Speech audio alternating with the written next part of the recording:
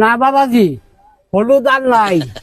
কোন কি চাচা, হলুদের যে চাহিদা, এই কাস্টমার আমি সামাল দেবো কেমনে? আমার বিপদ আমি পার করছি, এখন তোমরা সামলাও গা। মানে আপনি কি বুঝাইলেন? মানে হলো এই হলুদের ট্রেন্ডিং নে আনছি আগে।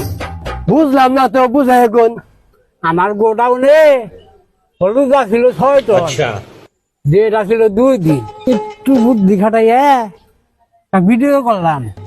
ওই যে পানির মধ্যে হলুদ দেয়, ভিডিও বানাইয়ে পোলা বানলে কিছু পয়সা পাতি দিলাম। পোলা বানাই ভিডিও দেখে ভিডিও দিল ভাইরাল করে। ভিডিও তখন ট্রেন্ডিং এ চলে। আমার 6 টন হলুদ 1 ঘন্টার মধ্যে তুফান দিয়ে সারতে পারলাম না। চালাকি করে একটু ব্যবসা করলাম।